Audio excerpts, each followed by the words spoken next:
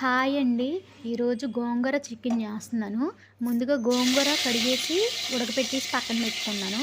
తర్వాత చికెన్ కూడా బాగా కడిగేసి పక్కన పెట్టుకున్నాను. తర్వాత కళాయిలో ఆయిల్ పోసుకొని హీట్ అయిన తర్వాత 2 పొడవుగా కట్ చేసిన పచ్చిమిరపకాయలు, కొంచెం కరివేపాకు వేసుకొని సన్నగా కట్ చేసిన ఉల్లిపాయ ముక్కలు వేసుకొని ఫ్రై అయిన తర్వాత సన్నగా కట్ చేసిన టమాటా ముక్కలు వేసేసుకొని అందులోకి కొంచెం పసుపు వేసుకుంటున్నాను.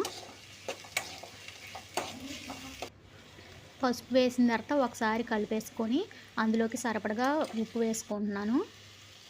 ఉప్పు వేసిన తర్వాత మళ్ళీ ఒకసారి కలిపేసుకొని అల్లం వెల్లుల్లి పేస్ట్ 2 స్పూన్స్ వేసుకుంటున్నాను. అల్లం వెల్లుల్లి పేస్ట్ వేసిన తర్వాత పచ్చివాసన పోయేంత వరకు కొంచెం ఫ్రై చేసుకోవాలి. ఫ్రై అయిన తర్వాత కడిగి పెట్టుకున్న చికెన్ వేసేసుకుంటున్నాను. వేసేసుకొని మొత్తం మిక్స్ చేసుకొని ఇప్పుడు అందులోకి సరిపడగా కారం వేసుకుంటున్నాను. కాసేపు మగ్గించుకున్న తర్వాత ఇప్పుడు అందులోకి కారం వేసుకొని ముందుగా ఉడకపెట్టి పేస్ట్ చేసుకున్న గోంగూర పేస్ట్ ఉంది కదా, అది కూడా అందులోకి వేసేసుకుంటున్నాను. కాసేపు మగ్గిన తర్వాత అందులోకి వాటర్ పోసేసుకొని సరిపడగా ఉడికించుకోవాలి. ఉడికించుకున్న తర్వాత అందులోకి గరం మసాలా 1 స్పూన్ వేసుకుంటున్నాను.